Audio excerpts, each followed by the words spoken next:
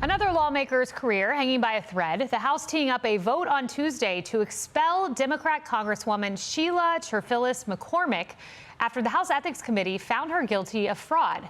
Now, she's accused of stealing $5 million from FEMA after a company she co-owns, Trinity Healthcare Services, received an overpayment of federal disaster funds back in 2021.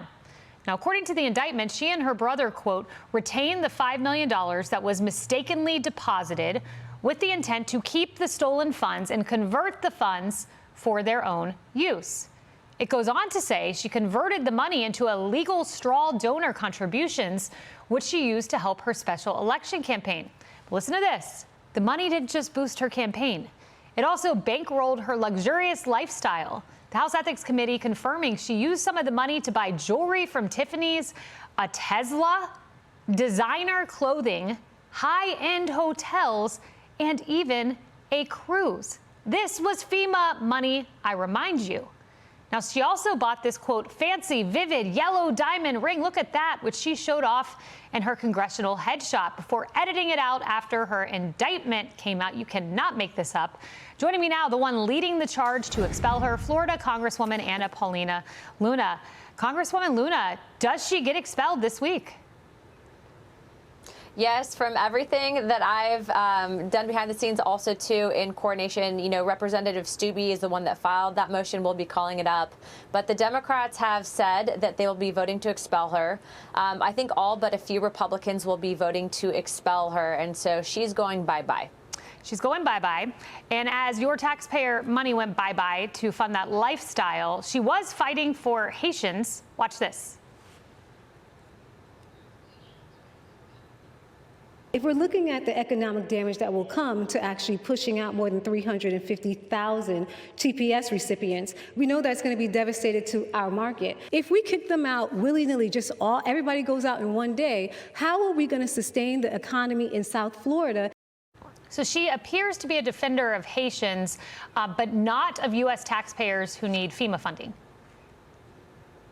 Well, look, we know that that bill was a backdoor for amnesty, also something that happens when people come here illegally. So she has something in common with that. But look, she is, I think, one of a few members that need to go. I think what she did in regards to exploiting our taxpayer dollars, using it for her own personal gain, and then being in overt denial about it right now, just goes to show that people like this bring dishonor on the institution. And when you, for the most part, have almost every Democrat voting for expulsion, you're guilty. It's time to go. So your name was brought up last night on Air Force One. The president was on a cross-country flight. A reporter asked him about your idea that you brought up on the show about attaching the Save America Act to FISA. The president seemed to be on board with that. What were your thoughts hearing that? Look, that's something that I've been floating since we initially had. I had said that we should shut down the government over the fact that the Senate is not acting. I think the president, if he wants voter ID attached and passed, which is something that the entire country wants, that this is really the only way that it happens. And so you saw that there was a lot of negotiations happening last week. The rule ultimately for FISA did fail. And what I will say is that those negotiations are continuing to take place. But again, if the Senate removes a filibuster, this is a no-brainer. But they don't want to do that. And so this is really the only chance that we have. It's massively popular for the midterms. It's massively popular for election integrity. And I think that it needs to happen. So actually, I'd heard that. I actually just texted Speaker Johnson. I said it still needs to go on FISA. And I think with the group that's negotiating, I think that we stand a shot at actually accomplishing it. Yeah, and now you have a big voice behind you, the president of the United States. You're making a lot of change this week because the president also spoke on something else you've been very vocal about. There's UFO footage, or what appears to be UFOs, at the Department of War, and he's actually going to release that. You've been calling for this. I want you to watch this moment. This was yesterday. I recently directed the Secretary of War. How good is Pete Hegseth doing, by the way?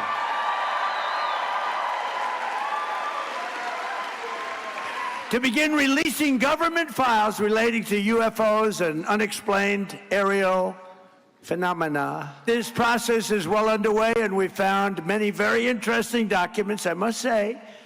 And the first releases will begin very, very soon, so you can go out and see if that phenomena is correct.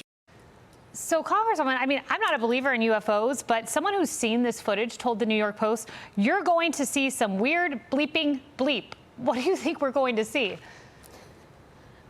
Well, look, in the last hearing that we had with my task force that's been set up to investigate this stuff, we released some footage of one of these things deflecting a Hellfire missile. No one could explain what that was. And so we're not in the business of telling the American people what to believe. But I think once you see this footage, once you realize that the phenomena is real, I think that the fact that the president is pushing for transparency is something that most people in the United States are very curious about. Just goes to show the differences between this administration and every single one previously. And so I'm very happy. We had actually requested 46 documents specifically that the Department of War seemed to have lost our paperwork on. And then we did reach back out to them. Secretary Hegseth, of course, have been great on this issue. And now with that announcement, we're getting those documents. So I couldn't be happier. Yeah, paying dividends. Congresswoman Paulina Luna, thank you.